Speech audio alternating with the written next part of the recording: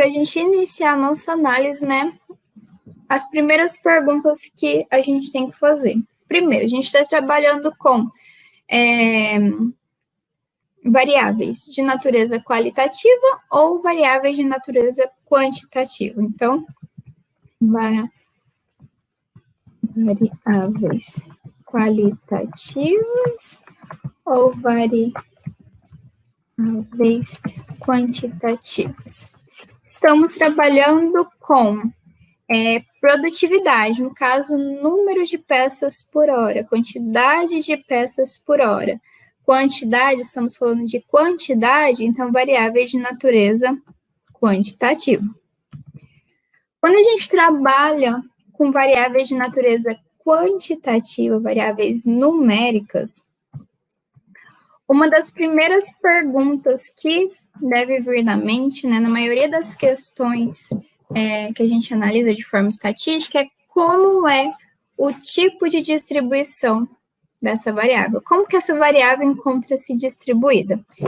Quando a gente fala em distribuição, nós temos aí uma série de distribuições e o tipo de distribuição mais comum é a distribuição normal, a distribuição gaussiana. Quando a gente fala em distribuição gaussiana, o pessoal que está novo aí na live, muita gente geralmente fala assim, distribuição, o que eu vou fazer para mim saber a distribuição dos meus dados? Muita gente fala, eu vou fazer um teste de normalidade. Se o teste de normalidade passou, meus dados são normais. Se o teste de normalidade não passou, meus dados são não normais. Só que quando a gente fala em distribuição dos dados, essa distribuição, quando a gente vai definir a distribuição dos nossos dados, isso não deve ser realizado de forma automática. Ou seja, não é só aplicar um teste e saber, e o teste falar, olha, seus dados são normais, seus dados são não normais. Não é só por meio de um teste estatístico que a gente vai definir se os nossos dados tendem ou não a uma distribuição normal. Existem aí diferentes parâmetros pelos quais a gente vai avaliar a distribuição dos nossos dados.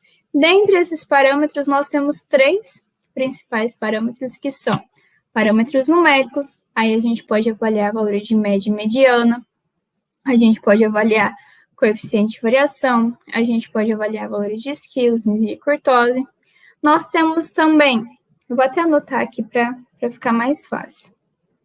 Então, quando a gente fala, né, de variáveis de natureza quantitativa, um dos primeiros parâmetros a avaliar é a distribuição dos dados. Quando a gente fala em distribuição, lembrando, a gente não vai avaliar isso de forma automática, então a gente vai avaliar aí por meio de 3 principais parâmetros, que são parâmetros numéricos, a gente pode avaliar por meio de média, mediana, coeficiente de variação, Skills, valores de Kurtosis. Além dos parâmetros numéricos, qual outro parâmetro que a gente pode avaliar? A gente pode avaliar por meio dos parâmetros gráficos.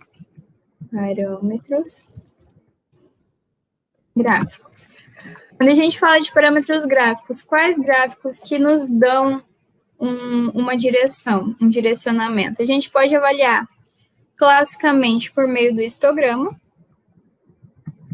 o gráfico de distribuição de frequências. Além do histograma, quem tem o Prisma, lembrando que eu utilizo aqui o software da GraphPad, tá? O Prisma. Quem tem o Prisma 8, 9 e posteriores, vocês vão encontrar um gráfico que chama QQplot. O pessoal que utiliza outros softwares também pode ser que tenha esse tipo de gráfico no software, o gráfico QQplot, tá? Outro parâmetro gráfico pelo qual a gente pode avaliar é pelo próprio gráfico do tipo Scatterplot. Só que aí vocês têm que tomar um cuidado.